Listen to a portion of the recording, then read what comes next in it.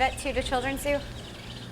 Hi, I was wondering if we could head out and take a look at Pony and then go ahead and treat the python while we're out there. Sure, so. Thank you.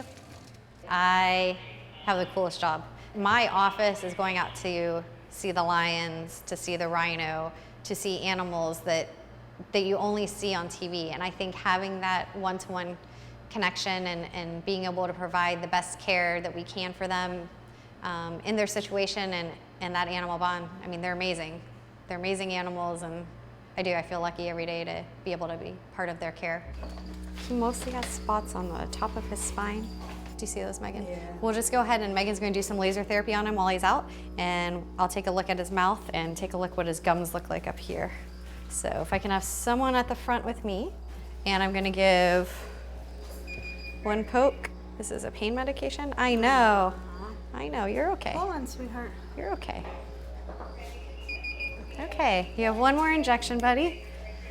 And he's just getting treated with this once every 3 days because their metabolism's different than good snake.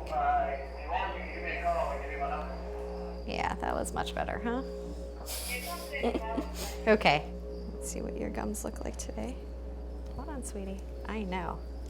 Oh, that looks much better. So the rest of the inside of his mouth looks good. What I'm looking at is the top part of his gums. They're kind of irritated. I know. It's going to be the equivalent of like a snake mouthwash. Yeah, they look much less inflamed and swollen and irritated than they did on Thursday. It looks pretty good. Are you done? We'll see him Friday? Friday. Okay. Yeah, it looks much better. Much better. Hi, I just need to take a quick peek at your eye. So he has a little scar on the... Oh, you're okay. Rio found me. Hi, Rio. Hi, Rio. And have you noticed a difference in his eye since just like decreasing it down to once daily? No, actually, he's still been doing really good. Good. Okay, you can let him go. You okay? You made it? The days can be long, the cases, it's sometimes hard and heart-wrenching. You want to fix everything, and I think that if the animals could just tell me, is what I'm doing making you feel better, worse, or the same? Even being able to answer that small question. You know, a lot of times the keepers, I mean, they do a great job, and they can say, hey, this snake, there was this discharge, and then they give me the background, but they can't tell you, the animal can't tell you.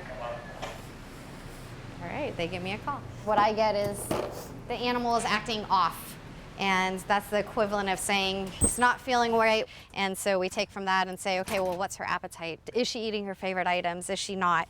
And so they kind of give you little clues, and then we spend a lot of time staring at them with the keepers and determining the best course of action. So yeah, I definitely love it. It's definitely challenging. It's always a zoo.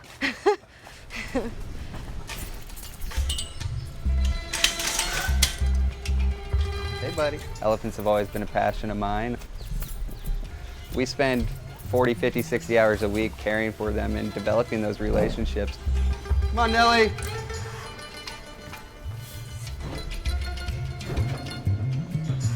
Oh, good morning, Nellie. You're taking your time coming over. Open. Get it up. Get it up. Oh, good girl, Nell. Open. Yeah, good girl, Nellie. You wake up yet? How much you gonna fit in there? You want more? That's all I got. Every morning you show up and some of them will rumble, which is an elephant welcoming, and that's something that is mind-blowing in the morning, especially when you haven't had your coffee yet and you show up. That will wake you up.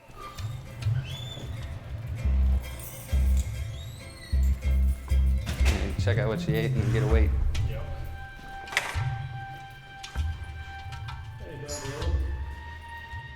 She is a 19-year-old koala, which is ancient. She recently had some weight loss, but we were able to stabilize it. So we're trying to keep a close eye on how much she's eating. We gotta go back. Good girl. We already get weights daily on these guys, but it's just another thing. Female Indian rhinos tend to be a little standoffish like this, whereas the male, you would see he would come and line up for you and want scratches. And so about 2 weeks ago, she presented with some muscle contractions, kind of looked like shivering, and we weren't really sure what was going on with her. She went off food and water, and she didn't defecate or urinate for a period of time. So we've been treating her with antibiotics for what we think is a urinary tract infection, and then trying to get as many fluids into her as possible. So we'll tend to take samples of it and give it to the hospital. The hospital can run a variety of tests, let us know if there's anything of concern. But that's an abnormal event right there. We didn't build a Harpy Eagle exhibit here at Zoo Miami until we had already proven our success in working with Harpy Eagles in Panama. We had already invested hundreds of thousands of dollars in that conservation work in Panama. We built this incredible center. As a matter of fact, it's considered to be the finest Harpy Eagle exhibit in the world in Panama through money that was raised from right here at the zoo. Zoos have to empower people in the places where these animals live to care about those animals. If we as scientists are simply just talking to scientists back and forth about our scientific research and what we're learning in science, it's never going to do anything. Never going to do anything until we empower the people who live with these animals and get them to understand that these animals are important to them as part of their quality of life. That's how we're going to conserve animals. He's sleeping up there. He's holding his foot like that, okay? And that's really my mission. That's what I look at and what I do in the zoo is to try to plant the seed, especially in kids, that as they get older, that they make the right decisions. They make decisions based on preserving environments, conserving our wildlife, because at the end, it's a better quality of life for all of us. Here we go. All right, great job. Thank you. Have a good day, okay? That's Mr. Zoo Miami. He's always on TV telling us about the animals and what's going on in Miami with the animals, so that's why we want to take a picture with him. That microphone sounds terrible, doesn't it? Yeah. Can you guys turn that down a little bit for me? Ryan! Go, Em, go. Get out there. I heard her ending and I'm like, oh my God, Ryan is like all the way back there.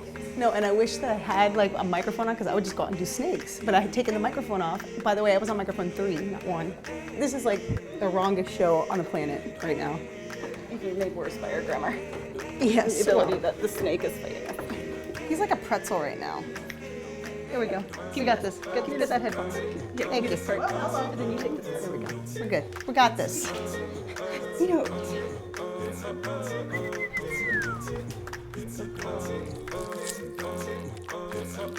I got chick yolk all over me, compliments of spice. You're not jumping to me. You're not jumping. No. He's jumping to me. All right. I think, whoa, that's slick. What are you doing? We're not getting back up there. Good boy. Good. Okay, we got plenty of people. We're gonna have Mike, Alex, and Nick on the grab. Basically what I think we're dealing with right now is either a foot abscess, worst case scenario fracture. You guys are gonna do a perfect catch. I'm gonna do either an intraguernic injection or IV injection, whatever I have access to. And we'll give him some pain meds and make sure he's covered nicely, and then he's going to wake up perfectly and be able to walk in a few days really well. Any questions? You good? Yeah, we're good.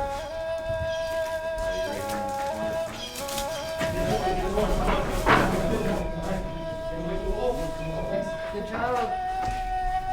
It's a hand grab.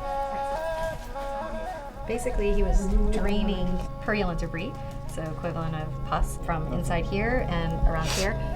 So he has an abscess probably caused by a foreign body, either something he stepped on a while ago or something that was infected inside of here that's now finally rupturing through. We're gonna put a wrap on here, and we'll see how he tolerates the bandage. That wrap is like the best thing ever. Couldn't be luckier.